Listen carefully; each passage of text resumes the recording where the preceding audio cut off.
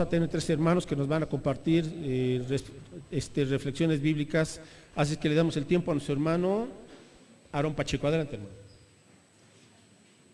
Hola hermanos, buenas tardes. Bien, en esta ocasión me toca a mí comenzar con este mensaje. Bueno, más que un mensaje es una reflexión. Y en esta reflexión yo lo que quiero compartirles es, pues, que tengamos más unidad, que la iglesia tenga más unidad en nosotros como iglesia, ¿no? Como hermanos, tengamos más unidad, que podamos tener pues un mejor servicio, una mejor actitud. Yo quisiera, pues bueno, compartirles muchas cosas, y dentro de esta reflexión, pues yo me puse a orar, por supuesto, ¿no? ¿Qué es lo que les tengo que compartir? ¿Qué es lo que yo quisiera compartirles en este mensaje? Y me puse a pensar qué es lo que Pablo probablemente estaría escribiendo a la iglesia del Renuevo, ¿no? ¿Y qué creen? Me encontré con que escribió pues 10 cartas, ¿no? a 8 distintas iglesias, y dentro de esas, aunque no lo crean, estamos también nosotros. Hay muchos versículos donde cabemos nosotros, o donde podemos estar integrados, y que nos cae como anillo al dedo en muchos aspectos, ¿no?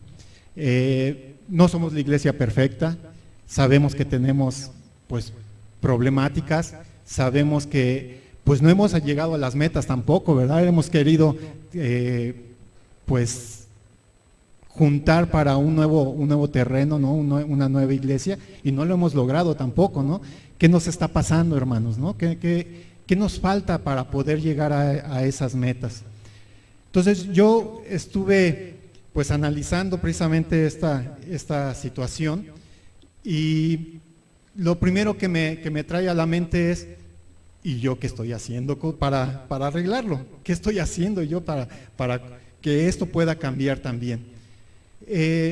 Aunque no lo crean, yo he hecho algunas cosas, he movido aquí algunas cosas aquí en la iglesia, en los distintos ministerios que he estado, y pues no ha sido suficiente, porque la verdad seguimos igual.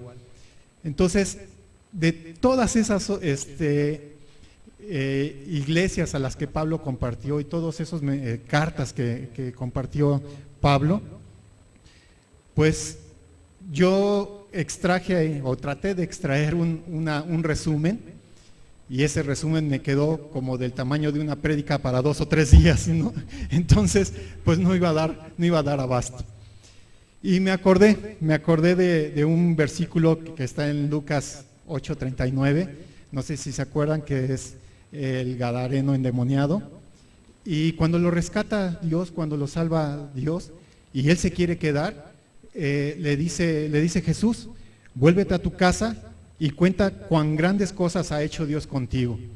Y eso es lo que me está diciendo Dios, es lo que me dice: ¿quieres compartirles algo? Pues compárteles eso. ¿Qué ha hecho Dios contigo para que hayas cambiado, o qué has hecho para cambiar y poder mover a la iglesia? Entonces me dice: vete a tu casa, y aquí estoy enfrente con ustedes, ¿no? Aquí esta es mi casa, ¿no? Esta es mi casa, y quiero compartir con ustedes esta reflexión y este mensaje. No les voy a dar el resumen de todas las cartas que tiene Pablo, pero sí quiero compartirles lo que encontré y que yo aplico, por supuesto, en dos cartas, en las cartas de Romanos y en la carta primera de Corintios.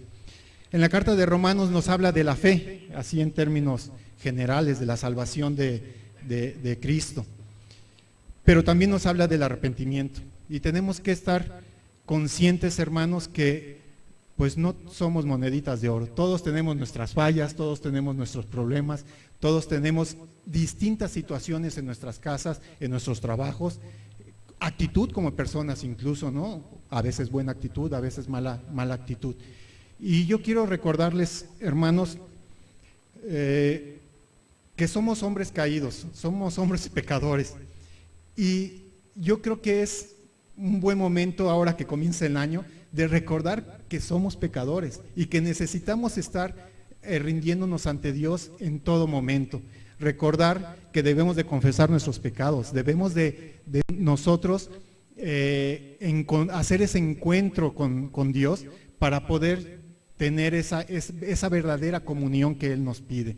Entonces, yo quiero recordarles, Romanos nos habla les decía de mucho de la fe, pero yo quiero recordarles que todos nosotros, todos los hermanos, no somos perfectos, somos hombres caídos, tenemos muchas cosas que cambiar y por lo tanto, pues debemos también de tener esa tolerancia entre nosotros.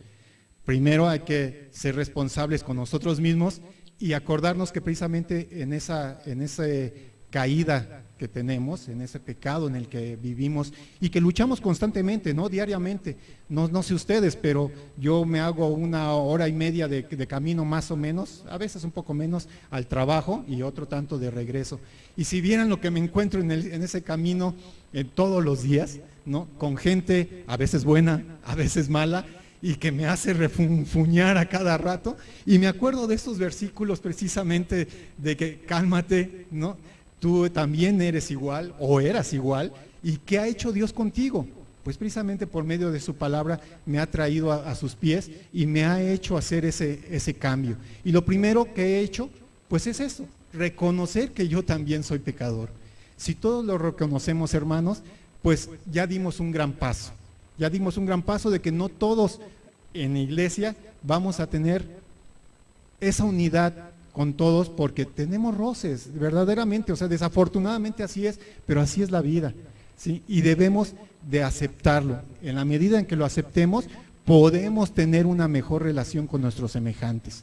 Yo lo hablo ahorita particularmente con la iglesia, hacia la iglesia, porque eso existe también en las iglesias, no nada más en el camino hacia mi trabajo me encuentro con esa problemática con personas, ¿no? También la hay aquí en la iglesia. Y yo quisiera que podamos tener ese entendimiento de que no somos perfectos y que podamos hacer ese cambio, ¿sí? Ojalá y lo podamos hacer.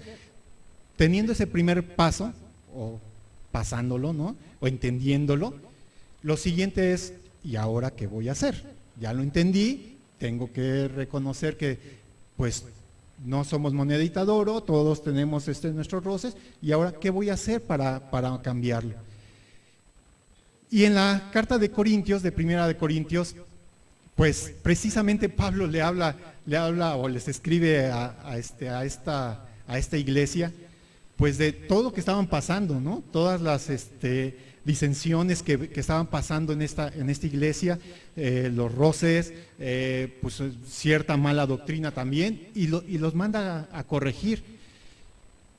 Y dentro de esta carta habla de varias cosas que debemos de corregir, no se las voy a mencionar aquí, pero de esto yo lo que quiero retomar es el capítulo 12, no sé si recuerdan, hermanos, en el capítulo 12 se habla del cuerpo de Cristo.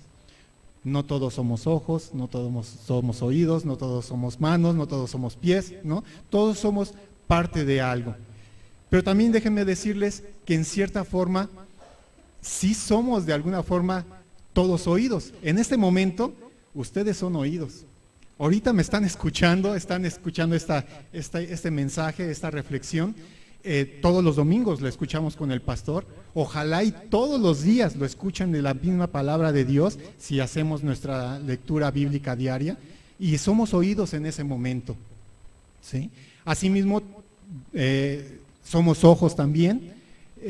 Tenemos esa gran dicha, ¿no? de tener esta visión que nos da la palabra de Dios para poder entender, comprender aquello que nos puede pasar si no hacemos tal cosa, o aquello que nos está pasando fue por tal cosa, ¿sí? Tenemos esa dicha de entenderlo también por medio de la palabra de Dios.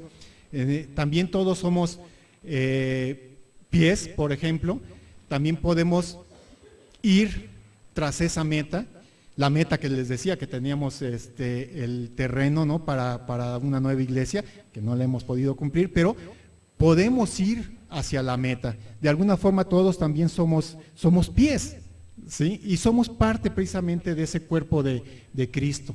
Yo quiero que entendamos que tenemos que ser más abiertos precisamente a que todos somos una parte de Cristo, somos una parte de la iglesia, y que quisiera que esta iglesia hoy, la verdad ahorita veo y me da gusto que somos bastantes, o sea, ojalá y esto sucediera todos los días, todos los domingos, estuviera llena la iglesia y que no cupiéramos aquí, que tendríamos que, si no tener otro terreno, pues, no sé, construir para arriba o a ver qué tengamos que hacer para que quepamos todos, ¿no? Pero desafortunadamente, las veces que me ha tocado dirigir y tenemos que comenzar el servicio, desafortunadamente luego veo que nada más somos muy poquitos, 20 personas, 30 personas y estamos comenzando el servicio. La verdad da a veces tristeza, y yo los quiero exhortar precisamente para que eso no suceda, para que hagamos un cambio, aprovechemos este nuevo año, lo pongamos en nuestros propósitos, en una de esas uvas que ustedes se quieren comer y ponerla como propósito, hacerle el cambio y de tener una mejor relación con los hermanos y sobre todo con la iglesia en general en el servicio, ¿sí? A veces somos manos también, ¿no? Y podemos tener un ministerio a nuestras manos o simplemente servir en ese ministerio, aunque no seamos nosotros el coordinador del ministerio, pero podemos servir. Yo nomás quiero exhortarles a eso, hermanos. Esta reflexión es para eso, para que comencemos este nuevo año con ese nuevo brío, con esa nueva inquietud de poder llevar avante a la iglesia y por supuesto con el fin y el único fin de traer más almas para Cristo. Esa es la verdadera meta y esa es la conclusión, hermanos, a las que quiero llegar y que les quería yo compartir en esta reflexión. Pues eso era todo, hermanos, es muy cortita, pero quería que lo escucharan así, con consistencia. Lo demás lo escribió Pablo en 10 cartas más. Así es que ahí tienen mucho de tela de dónde cortar. Así es, hermanos, vamos a orar, a dar gracias. Bendito Padre, gracias te damos, Señor, por esta reflexión que pues viene de ti, Señor. Sabemos que por medio de tu Espíritu pues he sido objeto, Señor, para hablarles a nuestros hermanos, y te doy gracias, Señor, por ello. Te doy gracias porque tenemos un corazón dispuesto. Sabemos que todos a veces tenemos altas y bajas en el camino, pero no así, Señor, nuestro corazón hacia ti. Queremos rendirnos a tus pies, queremos ser de utilidad, Señor, para ti. Úsanos en ese cuerpo tuyo, úsanos. Aquí están nuestras manos, aquí está nuestro ser, para que podamos pues traer esas almas que tú nos pongas en el camino, Señor, a tus pies. Bendito sea, Señor, y te damos gracias en el nombre de Cristo Jesús. Amén.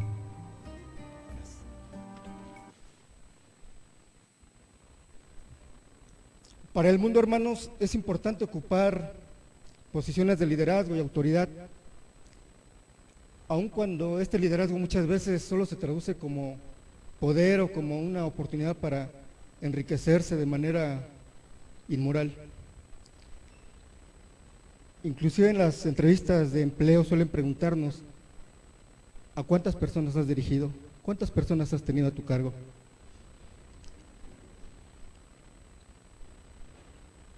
Saben, en el reino del Señor, entre la iglesia, es diferente. En el reino de Dios nos preguntan, para medir nuestro liderazgo, nuestra autoridad, ¿a cuántas personas has servido? Podemos ver en el Evangelio de Marcos, capítulo 10, versículo 42 al 44, lo siguiente: mas Jesús, llamándoles, les dijo: ¿sabéis que los que son tenidos por gobernantes de las naciones se enseñorean de ellas, y sus grandes ejercen sobre ellas potestad?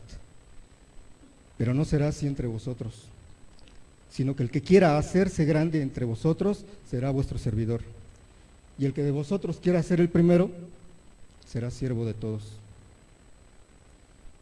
Cuando Jesús en este versículo 42 nos está diciendo acerca de estas autoridades que se enseñorean, nos está diciendo que tratan a su pueblo con prepotencia y hacen alarde de esa autoridad. En cambio, en contraste, hace tiempo alguien dijo la siguiente frase: solo una vida vivida al servicio de los demás merece ser vivida. Pues si no vives para servir, no sirves para vivir. Como creyentes, el servicio que ofrecemos podemos clasificarlo en dos categorías. Por un lado, el servicio que ofrecemos a los inconversos, el mundo, pero también el servicio que ofrecemos a los creyentes, esto es la iglesia. Y es a este segundo tipo de servicio al cual me quiero referir en esta breve reflexión.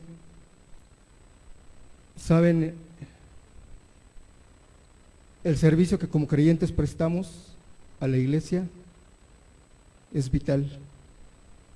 De hecho, es la razón por la cual Dios nos preserve con vida en este mundo. O al menos es lo que dice Efesios 2:10.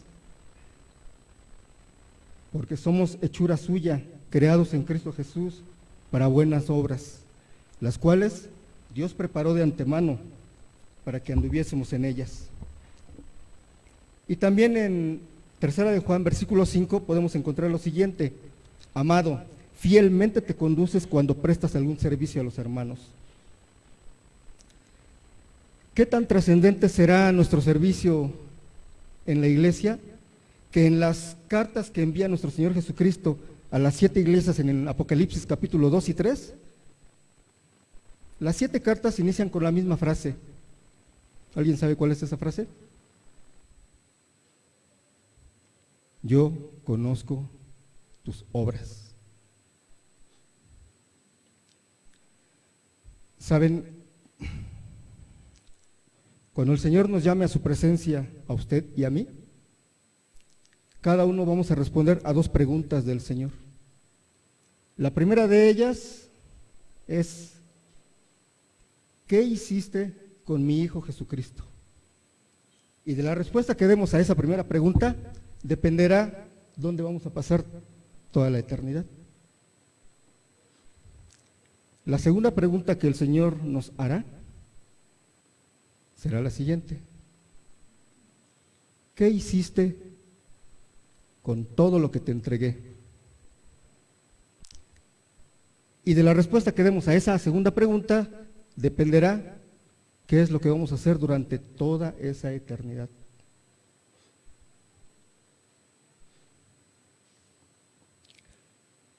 Contrario a los gobernantes que mencionamos al principio, que son déspotas y hacen alarde de su autoridad, en Hechos 13:36 la Biblia nos habla de alguien con autoridad y liderazgo, pero que la ejerció de acuerdo a la voluntad de Dios. Hechos 13:36 dice lo siguiente: porque a la verdad, David, habiendo servido a su propia generación según la voluntad de Dios, durmió. Sinceramente, a mí me gustaría que el Señor dijera algo por lo menos cercano o parecido a esto acerca de mi servicio.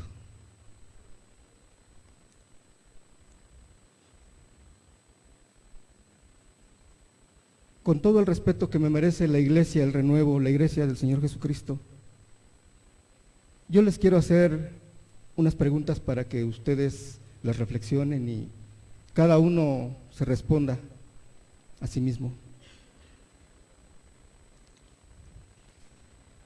Así como acabamos de leer del rey David, ¿está usted sirviendo a su generación?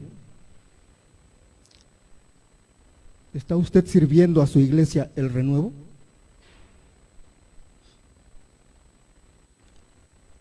Muchas veces no se entiende así, pero, ¿saben? Es un honor y una bendición el ser incluso consumidos sirviendo al Señor Jesucristo y a su iglesia.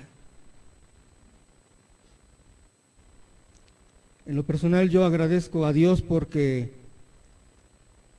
en la iglesia del renuevo conozco a hermanos que inspiran porque transmiten su amor, su fervor a Cristo y a la iglesia. Y Dios sabe que incluso estando esos hermanos en situaciones adversas, ya sea por enfermedad, por un revés económico o de algún otro tipo,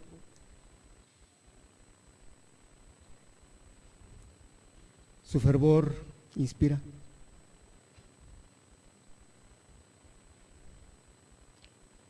Es algo semejante a lo que el apóstol Pablo describe en su primera carta a los Corintios en el capítulo 12, versículo 15. Él escribió lo siguiente: y yo, con el mayor placer gastaré lo mío, y aún yo mismo me gastaré del todo por amor de vuestras almas, aunque amándoos menos, sea amado más. Quiero también preguntarle, hermano, al igual que el apóstol Pablo, ¿está usted sacrificando algo en beneficio de su iglesia, el renuevo? Es más, aún quiero preguntarle, ¿ama a su iglesia el renuevo? Sabe, Dios no solo nos preserva con vida, sino que de manera continua nos está proveyendo de oportunidades para servir. Y es triste pensar o imaginar que podrá haber algún creyente o creyentes que estando en la presencia del Señor y después de haber respondido a las preguntas anteriores,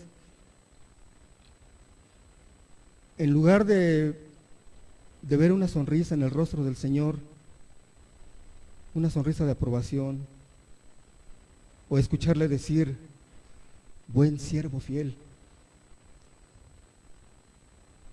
en lugar de eso tendrán que alejarse avergonzados. Nos dice 1 Juan 2:28, y ahora, hijitos, permaneced en Él, para que cuando se manifieste tengamos confianza, para que en su venida no nos alejemos de Él avergonzados. ¿Puede alguien aquí imaginarse algo así? Yo solo puedo suponer que este hermano o hermanos hasta ese momento cobrarán conciencia, descubrirán, entenderán que la mayoría de las veces ellos fueron sus propios peores enemigos. No lo fue ni siquiera el mundo o Satanás, sino ellos mismos. Y seguramente se lamentarán por haber dejado tantas oportunidades para servir y para crecer. Y para finalizar,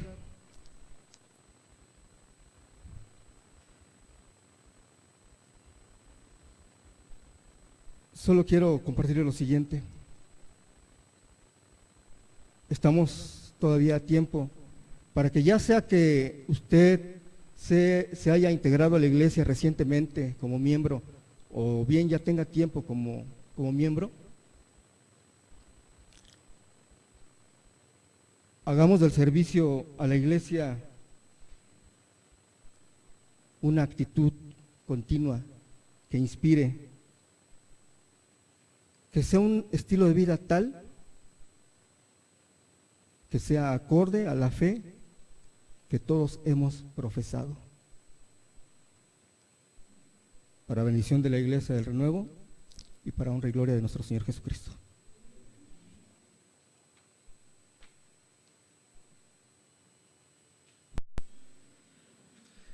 ¿Qué tal, hermanos? ¿Cómo estamos? Para mí una alegría estar aquí compartiendo la palabra de Dios. Y bueno, quiero referirme un poco a la prédica de hace 8 días que el pastor nos compartió acerca de la invitación que Dios nos hace de venir, ved y adorar. Y quiero ahondar un poquito más sobre esta tercera palabra porque creo que actualmente está un poquito o mucho distorsionada esta palabra en el ámbito cristiano, porque se piensa que adorar es muchas cosas menos lo que realmente la Biblia nos dice que es adorar a Dios. Ahora resulta que hay conciertos cristianos donde la gente dice que van a adorar A lo mejor la gente cuando ora tiene una actitud con los ojos cerrados, así muy de místico, y dice que está en modo adoración y cosas así. Ahora, no nos confundamos, no digo que esto sea malo. Si usted tiene la oportunidad de ir a un concierto, pues vaya. Si tiene que orar, pues ore. Lo que me refiero es que a veces pensamos que eso es la adoración y que eso es suficiente, la adoración a Dios. Y eso no es cierto. Hay muchas personas que podemos venir cada domingo a la iglesia y decir que venimos a adorar a Dios, pero saliendo de aquí, nuestra actitud dice otras cosas.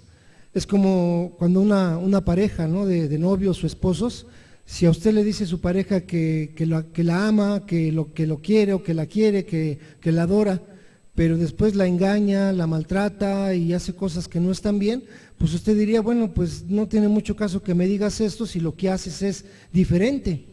Yo creo que para con Dios pasa algo similar. Se lo podemos decir, podemos ir a un concierto cristiano, podemos venir aquí todos los domingos y podemos decir que adoramos a Dios, pero nuestra actitud está muy lejos de la verdadera adoración que debemos de tener con Dios. Alguien podría decir, bueno, ¿y qué prefieres? ¿Que te lo digan o que te lo demuestren? Pues a lo mejor diría, pues que me lo demuestren, pero qué grandioso sería que se lo dijeran y se lo demostraran. Entonces con Dios sí, vamos a decírselo, eso es bueno, decirle, Dios te adoro y Dios, voy a ir el domingo a alabar tu nombre, voy a ir a adorarte. Y si va usted a un concierto cristiano o está escuchando música, le puede decir, yo a través de este canto te adoro, pero siempre y cuando venga acompañado después de nuestras actitudes. ¿Y cuál es la verdadera adoración? Quiero leer lo que dice en 2 de Corintios 9:13. Dice, pues por la experiencia de esta administración glorifican a Dios por la obediencia que profesáis al Evangelio de Cristo y por la liberalidad de vuestras contribuciones para ellos y para todos. Aquí está la palabra que necesitamos para entender qué es la adoración a Dios. Dice que por la obediencia que profesáis al Evangelio de Cristo. Si alguien dice que adora a Dios, debe decir, lo obedezco. La adoración tiene que ser seguida de la obediencia. Entonces la pregunta no sería tanto si usted adora o no a Dios, la pregunta sería, ¿usted obedece a Dios? ¿Y qué es o cómo podríamos determinar qué es adorar a Dios a través de nuestra obediencia? ¿Realmente le estamos obedeciendo? ¿O cómo llevamos a cabo en nuestra vida esta obediencia? Hay dos cosas que necesitamos poner en práctica en nuestras vidas para decir que nosotros estamos obedeciendo a Dios. Y esas dos cosas son, la primera es poner a Dios en primer lugar en nuestras vidas. Esa es una de las cosas que nos llevan a adorar a Dios a través de la obediencia. Y otra sería ser lo que Dios quiere que seamos y no lo que nosotros pensamos que Dios necesita que seamos. Necesitamos saber y ser lo que Dios quiere que seamos. En 2 de Timoteo 2, ese capítulo está sensacional porque describe una serie de profesiones que Dios nos compara y quiere que seamos como esas profesiones. Si leemos bien el capítulo 2, en ese mismo capítulo 2 de 2 de Timoteo, dice que seamos como soldados, dice que seamos como atletas, dice que seamos como labradores y dice que seamos como obreros. Y en otra parte de la Biblia, en 2 de Corintios 5:20, dice que nosotros somos embajadores. Fíjese qué tantas profesiones Dios quiere que seamos usted y yo. Quiere que seamos soldados, atletas, labradores, obreros y embajadores. Y si usted se da cuenta, todas estas profesiones o estas actividades tienen algo en común. Todas ellas se necesita salir para ejercerlas. El soldado no lucha en el cuartel general, el soldado va al campo de batalla y ahí lucha. El atleta no compite en su casa, va al estadio y ahí compite. El labrador no siembra en su casa, va al campo y siembra. El obrero no trabaja en su casa, va a la fábrica y ahí trabaja. El embajador no se queda en su país, va a otro país a representar a su país. Entonces, ¿qué nos estará diciendo Dios con todo esto? que nosotros tenemos que salir, que la adoración no está aquí los domingos nada más, que la adoración está saliendo de aquí y ejercer todas estas profesiones que Dios quiere. Un cristiano no puede conformarse con venir todos los domingos al culto. Y conste, no estoy diciendo que no sea bueno venir, ni los estoy invitando a que no vengan. Vamos a venir cada 8 días a adorar a Dios, pero lo más importante es, ¿qué estamos haciendo fuera de aquí? ¿Estamos siendo lo que Dios quiere que seamos? Esa es una pregunta que cada uno debe de responder y que cada uno debe de analizar de frente a Dios. Porque si solamente vengo aquí y digo que aquí lo adoro, pero saliendo de aquí ya soy como una persona común y corriente, pues ¿dónde está la adoración y dónde está la obediencia a Dios? El otro aspecto que tenemos que poner en práctica en nuestras vidas para decir que estamos adorando a Dios a través de la obediencia es confiar plenamente en Dios en nuestras vidas. O sea, la primera es poner en primer lugar a Dios en nuestras vidas, y la otra es confiar plenamente en Dios en nuestras vidas para que Él haga maravillas en nuestras vidas, pero la gloria sea para Él y no por nosotros mismos. ¿Cómo confiamos en Dios o cómo ponemos nuestra confianza en Dios? Yo les voy a decir dos aspectos. Uno sería reconocer lo que Dios es, pero no cuando estamos bien, no cuando nos va bien y no cuando tenemos victorias y cuando tenemos muchas cosas, porque pues qué fácil sería decir cuando uno está bien y cuando uno tiene trabajo, cuando le dan a uno su aguinaldo, su fondo de ahorro y compra uno cosas y va de compras y estar muy bien y feliz y decirle, Dios, eres grande y eres maravilloso. Y es muy fácil decir eso, pero ¿qué tal cuando no estamos bien, cuando estamos enfermos, cuando perdemos el trabajo o cuando tenemos alguna tribulación? ¿Seríamos capaces de decirle en ese momento, Dios, eres maravilloso, eres grande, eres el Rey de Reyes y eres el Señor de Señores? ¿Podríamos hacerlo? Porque ese sería realmente cuando estamos adorando y cuando confiamos plenamente en Dios. Adorarle en la tribulación, adorarle en las penalidades. Eso sería un acto de nosotros de adoración a Dios. Y la otra cosa que podríamos poner en práctica en nuestras vidas es estar contentos y suficientes con la provisión de Dios, es decir, ser felices con lo que tenemos y no infelices por lo que todavía no tenemos o por lo que anhelamos tener. Hay gente que se la pasa diciendo, pues yo sería feliz ahora que me case, ahora que termine la carrera, ahora que me compre un carro nuevo, ahora que haga esto, y ahora que tenga esto, y ahora, y estamos posponiendo esa felicidad. Entonces yo quisiera preguntar, ¿entonces Dios no llena su vida suficientemente como para que sea feliz?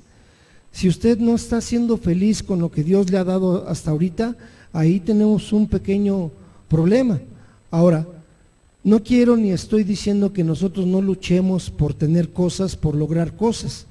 Dios no está peleado con la prosperidad. De hecho, Dios quiere nuestra prosperidad, pero lo que Dios quiere es que estemos contentos con Él, que Él sea lo que llene nuestras vidas. Dice en Mateo que busquemos primeramente el reino de Dios y su justicia y los demás será añadido. Pero a veces primero buscamos lo añadido y luego buscamos el reino de Dios, y la verdadera felicidad te la va a dar Dios. Esas dos cosas parecen un poco difíciles, ¿no? Adorar a Dios en las tribulaciones y estar contento con lo que uno tiene. Y no se los digo porque preparé una reflexión, se los digo porque yo lo he vivido en este último año de mi vida. Hace un año exactamente, en una silla de ruedas, yo le decía a Dios, Dios, nunca voy a dejar de decir que tú has sido bueno, eres bueno y serás bueno. Y heme aquí un año después, compartiendo de la palabra de Dios. En el trabajo pasó, les comento rápido, ahora que regresé a trabajar, gracias a Dios, 2 compañeros estaban hablando de que les habían dado su fondo de ahorro y su aguinaldo, Y a mí no me tocó porque pues en el año estuve incapacitado y no me tocó. Y estaban muy alegres diciendo, sí, ahora yo lo voy a invertir en esto, voy a comprar esto, voy a tal. Y de repente se dieron cuenta que yo estaba ahí a un ladito y como que voltearon y dijeron, chin, ya la estamos regando, ¿no? Y alguien de ellos me dijo, dice, ay, contador, le fue muy mal este año, ¿verdad? Pero el próximo le va a ir bien. Y lo que le dije, se los digo y lo digo de corazón, no es pose. Yo le dije, no, estás equivocado. Este año fue maravilloso para mí. Vi el amor de Dios en mi vida, vi su mano en mi vida y no necesito o no estoy feliz por no tener aguinaldo o fondo de ahorro. Estoy feliz por tener a Dios en mi vida. Usted puede no tener aguinaldo, no tener muchas cosas, pero que nunca le falte Dios en su vida. Y mi deseo y mi anhelo es que el próximo año esta iglesia y cada uno de nosotros seamos personas que adoremos a Dios y lo tengamos en primer lugar en nuestras vidas. Amén.